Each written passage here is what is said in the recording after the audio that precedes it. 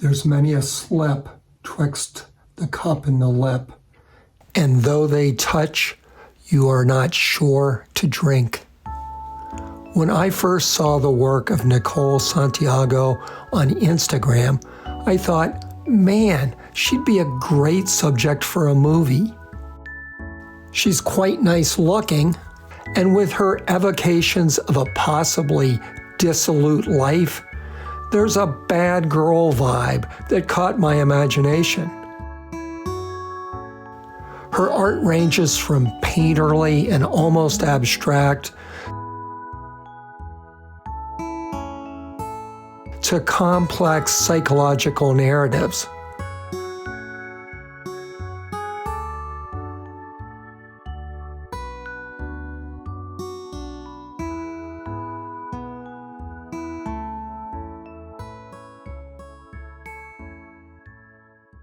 So I figured I'd make one of my standard artist profile movies about her.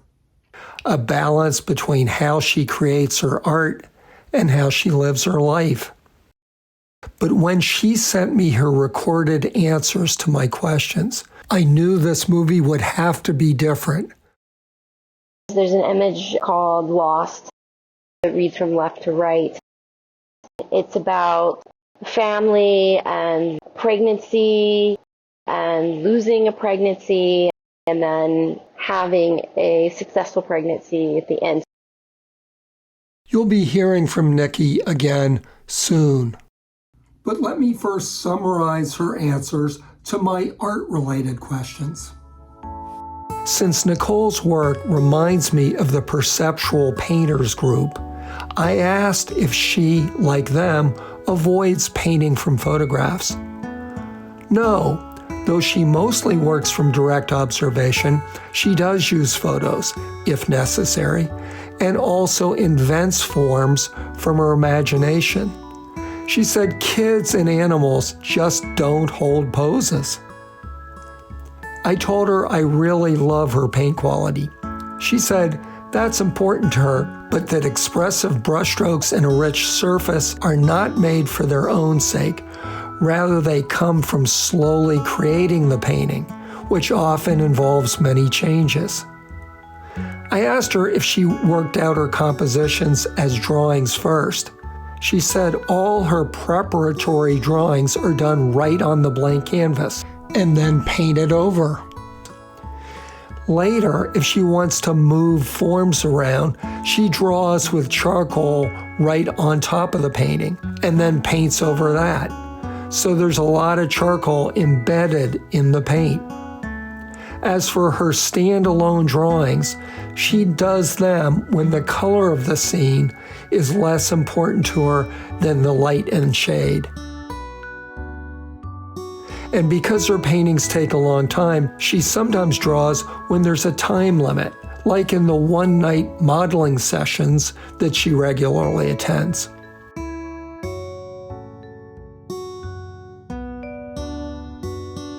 Like many artists I have profiled, Nikki has had an impressive exhibition record and a full-time job as a tenured professor. She also has a husband who works full-time, and together they have 2 kids. For her, it's a trifecta of responsibilities. I have profiled many male artists who have a job, art career, and family, and many female artists who have 2 of these, usually an art career and a family, or an art career and a job. Nikki is that rare woman artist who has all 3.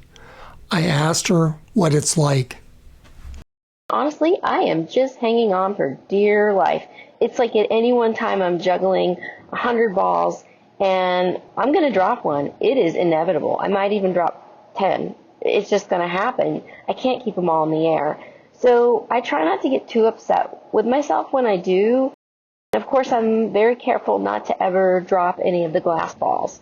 Hopefully any ball I drop is rubber and it bounces right back, right? And I feel like those glass balls are my family.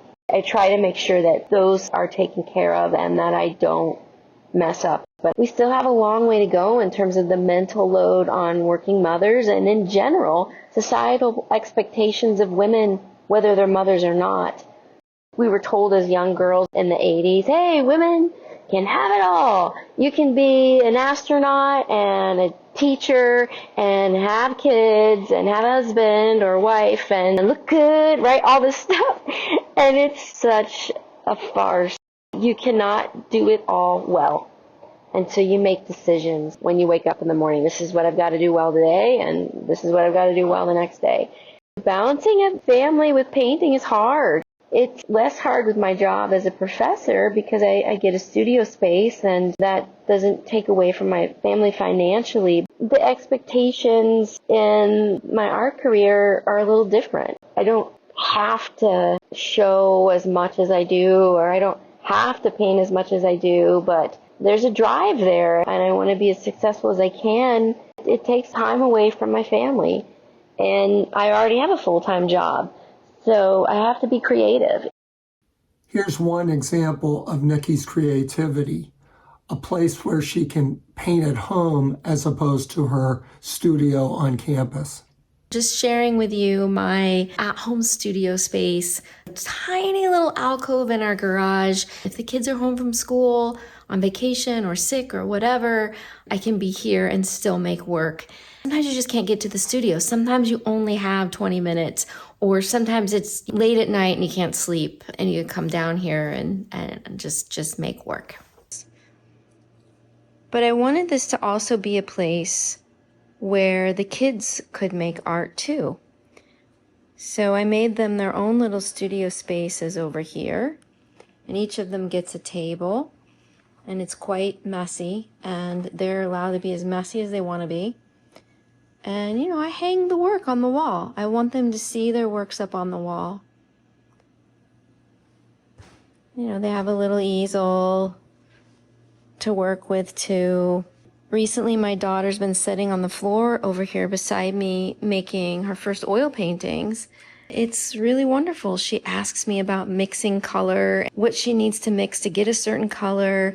And it's been a positive experience, I think, for the whole family. But sometimes Nikki does yearn for the solace of working alone in her on-campus studio, even though thoughts of her family are never far away. Having kids at home that you know want to see you and want you to be present with them, and you should probably be doing something with them, it puts a fire under my ass when I'm in the studio. Before I had kids, I could sit and think about a painting and drink a cup of coffee and then get up and start painting again. Now it's like I walk through that door and it's go time.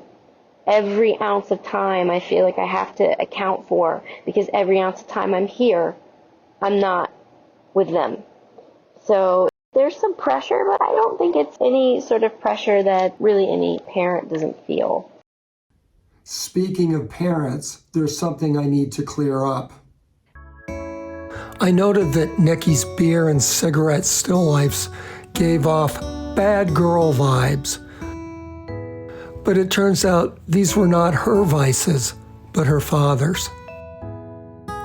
Nikki took care of him in his final days, and he was the one smoking and drinking.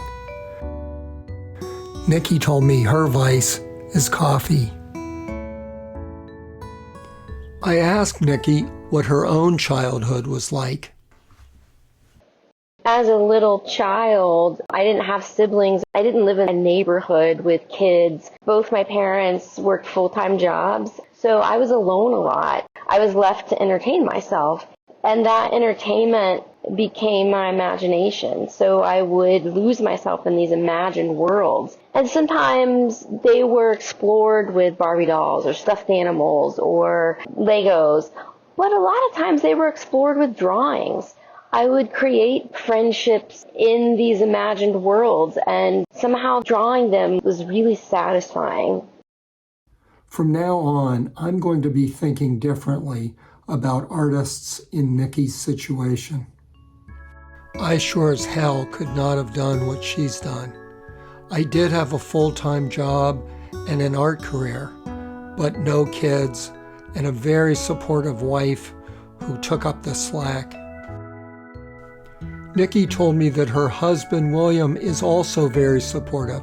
He cooks dinner every night and tries to take care of the kids as much as he can, but that kids naturally default to the mother.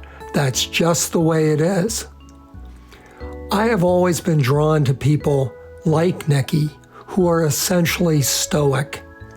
They accept reality and make the best of it. In conclusion, Nikki told me something about making art that is pure stoicism. I wish I could be more like you, Nikki. I still set my expectations ahead of my ability. This hasn't changed, and I'm really, truly never satisfied with my work. And if I am, maybe it's only a brief moment. I just think the artist sees all the flaws. And that's part of it, and you just make and you keep going. Here are some small paintings Nikki is exhibiting at First Street Gallery in New York City.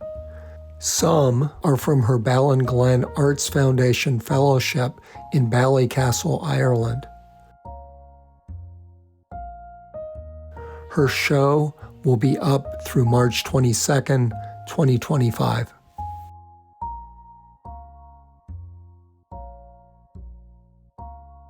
I dedicate this movie to all the women artists like Nikki who are trying to do the impossible.